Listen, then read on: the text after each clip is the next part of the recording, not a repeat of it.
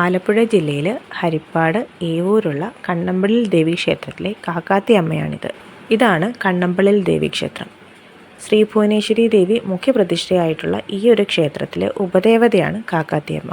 സെറ്റും മുണ്ടും കരിവളയും കുപ്പിവളകളും മുത്തുമാലയും കൺമഷിയും സിന്ദൂരവും ഒക്കെ നമുക്കിവിടെ കാക്കാത്തിയമ്മയ്ക്ക് സമർപ്പിക്കാം. നമുക്കിത് പുറത്തുനിന്ന് വാങ്ങിക്കൊണ്ട് വരികയോ അതല്ലെങ്കിൽ അമ്പലത്തിൽ നിന്ന് തന്നെ വാങ്ങി അവിടെ സമർപ്പിക്കുകയോ ചെയ്യാം.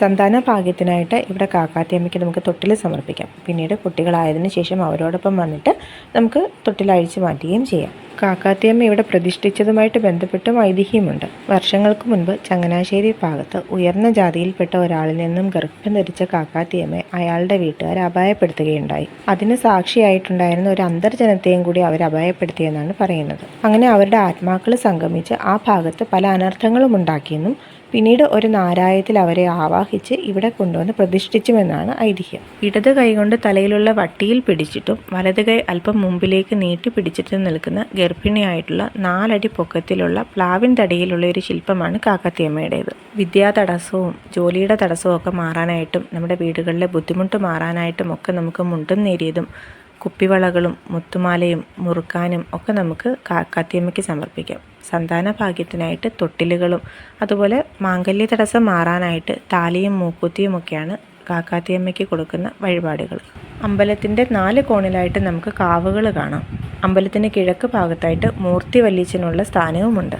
1000 വർഷത്തിലേറെ പഴക്കമുള്ള ഈ ഒരു അമ്പലത്തിൽ ആദ്യമേ മഹാദേവൻ്റെ പ്രതിഷ്ഠ മാത്രമായിരുന്നു ഉണ്ടായിരുന്നത്.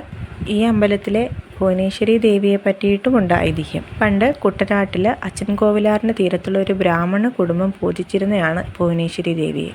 പിന്നീട് ആ കുടുംബത്തിലെ പിൻതലമുറക്കാർ ഭദ്രകാളിയമ്മയെന്ന് തെറ്റിദ്ധരിച്ചിട്ട് അങ്ങനെയുള്ള പൂജകളൊക്കെ ചെയ്യാനായിട്ട് തുടങ്ങിയപ്പോൾ അവരുടെ വീട്ടിൽ അനർത്ഥങ്ങളൊക്കെ ഉണ്ടാവുകയും കുടുംബം അന്യം നിന്നു പോവുകയും ഒക്കെ ചെയ്തു. പിന്നീടുണ്ടായ വെള്ളപ്പൊക്കത്തിൽ പ്ലാവിൻതടിയിൽ ഉണ്ടായിരുന്ന ഈ ഒരു വിഗ്രഹം കരിപ്പുഴ പുഞ്ചയിലെത്തുകയും അവിടെ ഉണ്ടായിരുന്ന കാവുന്തറ എന്ന വീട്ടുകാർ ആ തടി വെറും ഒരു തടിയെന്ന് കരുതി അവരുടെ വീട്ടിൽ പുരണ്ടി പലങ്കയായിട്ടൊക്കെ ഉപയോഗിക്കാനും തുടങ്ങി. അങ്ങനെ ആ വീട്ടിലും പല അനർത്ഥങ്ങളൊക്കെ ഉണ്ടായ സമയത്ത് അവർ പ്രശ്നം വെച്ച് നോക്കിയപ്പോഴാണ് അത് വെറും പ്ലാവിൻ തടിയല്ലെന്നും അത് ഭുവനേശ്വരി ദേവിയുടെ പ്രതിഷ്ഠയാണെന്ന് മനസ്സിലായത്. അങ്ങനെ കണ്ണമ്പള്ളിൽ പോറ്റി ഒരു കുടത്തിൽ ആവാഹിച്ച് അദ്ദേഹത്തിൻ്റെ മഠത്തിൽ കൊണ്ടുപോയി. അങ്ങനെ ദേവിയെ പ്രതിഷ്ഠിക്കാനുള്ള സ്ഥാനം കണ്ടപ്പോഴാണ് ഈ ഒരു ഭാഗത്തായിട്ട് സ്ഥാനം കാണുകയും പിന്നീട് കണ്ണാടി ബിംബത്തിൽ ദേവിയെ ആവാഹിച്ച് ഇവിടെ പ്രതിഷ്ഠിക്കുകയും ചെയ്തത്. ഒരു ശ്രീകോവിലിൽ തന്നെ 5 പ്രതിഷ്ഠയാണ് ഇവിടെയുള്ളത്.